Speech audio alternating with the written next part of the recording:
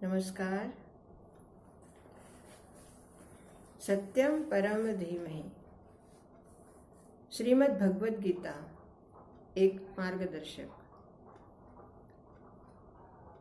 भगवद गीता के प्रत्येक श्लोक से हमें कुछ मार्ग मिलता है और आगे बढ़ने के लिए एक प्रकाश दिखाई देता है। और उस श्लोक के साथ जब हम अपने आप को देखते हैं, अपने आप को उसमें स्थापित करते हैं, तो हमें पता चलता है कि वास्तव में हम भी कहीं ना कहीं दुर्योधन की तरह गलत कार्य कर रहे होते हैं और चाहते हैं कि हमारी उसमें विजय हो जाए। आज का अगला श्लोक है 11 एवं 12 श्लोक, प्रथम अध्याय का 11-12 श्लोक। अयनेषु च सर्वेषु यथा भाग अवस्थिता भीष्म एव अभिरक्षन्तु भवन्त सर्व एव हि।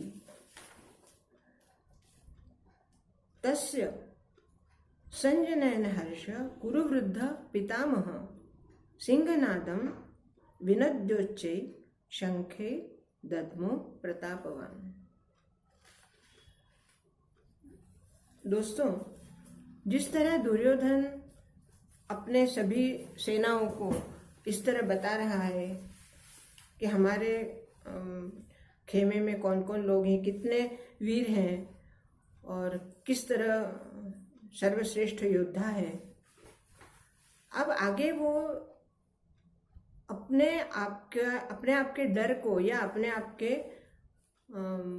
शंका को अंदर ही कहीं दबाकर और बाह्य रूप से वो अपने सेनाओं को कहता है कि आज अपने अपनी जगह पर तुम सब लोग मोर्चा संभालो और पितामह भीष्म की रक्षा करो। अब ये बहुत ही विरोधाभास लगता है कई बार। जिस भीष्म पितामह के नेतृत्व में दुर्योधन ने युद्ध की घोषणा की और आज उन्हीं भीष्म पितामह के लिए वो बाकी सारे योद्धाओं को कह रहा है कि इनकी रक्षा करो। भीष्म पितामह अर्थात जैसे मैंने एक रूपक के रूप में बताया कि हमारे अपने जीवन में, हमारे अपने शरीर में कौन कौन है, तो भीष्म पितामह मतलब हमारी अपनी स्वतः की प्रतिज्ञा। दुर्योधन जो कि हमारा मन है, वो बार बार हमें क्या कह रहा है कि मेरे पास इतने सारे हैं, मैं कभी हार ही नहीं सकता। वो अपने आप को सांत्वना दे रहा है। जैसे हम अपने आप को भ्रमित करते हैं कि मेरे पास धन है, संपत्ति है, घर है, मकान है, मेरे बच्चे हैं, मेरा परिवार है, सब कुछ है, मुझे कोई कष्ट नहीं होगा या मेरी जीत निश्चित है। लेकिन वास्तव में ऐसा नहीं होता, क्योंकि व्यक्ति स्वतंत्र रूप से जन्म लेता है, स्वतंत्र रूप से ही उसका मृत्यु होता है। उसका जन्म, उसका मृत्यु, उसका जीवन भले ही परिवार के साथ होता होगा, भले ही परिवार के साथ है, भले ही समाज के साथ है, लेकिन फिर भी वो एक स्वतंत्र आत्मा है। तो यहाँ हम जिस तरह दुर्योधन कह रहा है और उसका यह हर्ष देखकर भीष्म पितामह ने उसके हर्ष को और भी ज्यादा उत्साहित करने के लिए अपना शंख बजाया सिंहनाद के साथ। उनका शंख जो था वो सिंहनाद करता हुआ बज रहा था। अब जब हम अपने आप को देखते हैं तो आप खुद भी सोच सकते हैं कि उस युद्ध में, जो कि हमारा अपना जीवन एक युद्ध क्षेत्र है, क्योंकि हमने खुद ही अपने जीवन को युद्ध क्षेत्र बना रखा है। एक द्वंद्व चल रहा है कौरवों के बीच, पांडवों के बीच। हमारी सत्संगति, हमारी सद्बुद्धि, हमारी कुबुद्धि, हमारे अपने प्रतिज्ञाएं और हमारे अपने शरीर के हमारे अपने अवयव, अपने इंद्रिय, इन सबको साथ लेकर हम इस जीवन के युद्ध में कूद पड़े हैं। हम जानते हैं कि ऐसे युद्ध का परिणाम विनाश ही होगा, लेकिन फिर भी हम समझौता करना नहीं चाहते, ठीक दुर्योधन की तरह। हम जानते हैं कि परिवार में संधि या शांति लाना कितना आवश्यक है। संधि प्रस्ताव कोई प्रस्ताव नहीं है। संधि या शांति हमारे जीवन की मूलभूत आवश्यकता है, और इस मूलभूत आवश्यकता को ही व्यक्ति भूल जाता है और युद्ध के लिए तत्पर हो जाता है।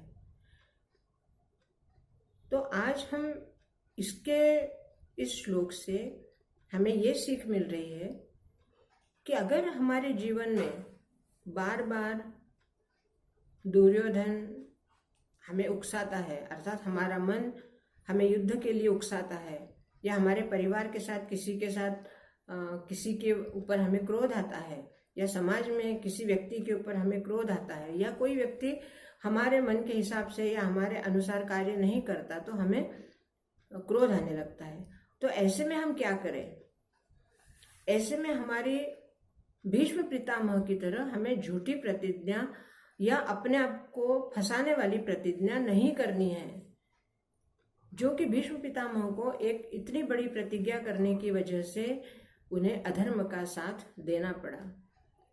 तो हम ऐसी किसी भी प्रतिज्ञा में ना बंधे जो हमारे लिए एक अनावश्यक आवश्यकता बन जाए। जीवन एक अत्यंत सुंदर भगवान का दिया हुआ उपहार है, और इस उपहार को हमें अपने मृत्यु तक बहुत ही अच्छी तरह से संभाल कर और अच्छे कर्म करते हुए, प्यार से रहते हुए, अपने अवगुणों को दूर करते हुए, दूसरों के गुणों को देखते हुए हमें आगे बढ़ना है। अर्थात ये कोई साधारण बात नहीं है। मैं खुद भी अगर कहूँ कि मुझ में अनेक अवगुण हैं और अनेक अवगुणों को मैं खुद उन अवगुणों को दूर करना चाहती हूँ, लेकिन मैं कर नहीं पाती, क्योंकि मैं भी एक मानव हूँ, मैं भी प्रतीक्षारत हूँ, मैं भी कार्यरत हूँ। मेरे भी अंदर दुर्योधन, भीष्म पितामह सब कुछ है, और पांडव भी हैं। तो उन पांडवों को मुझे जगाना है।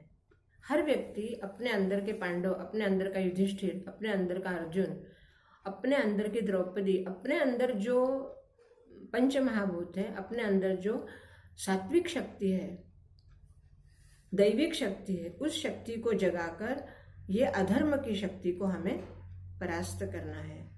और इस तरह इस हमारे जीवन का जो धर्म क्षेत्र है, इस धर्म क्षेत्र को कुरुक्षेत्र बनने से बचाना है। आज के लिए इतना है। इसके बारे में आपके कुछ सुझाव हो, आपकी कुछ सलाह हो, आपके कुछ विचार हो तो अवश्य बताइए। भगवत गीता के माध्यम से जो हमें मार्गदर्शन मिलता है, उस मार्गदर्शन से हमने अपने जीवन को संवारा, उसे घर्षण किया, उसको उजाला दिया, तो शायद जी नहीं, निश्चित ही हमारा जीवन उज्जवल होगा। और जो भी हमारे अंदर अवगुण हैं, उन अवगुणों को हम धीरे धीरे दूर करते जाएंगे और सद्गुणों को हमारे अंदर बढ़ाते जाएंगे। मेरे चैनल को सब्सक्राइब कीजिए, लाइक कीजिए, शेयर कीजिए और अपने विचार अवश्य लिखिए। बहुत बहुत धन्यवाद। जय श्री कृष्ण।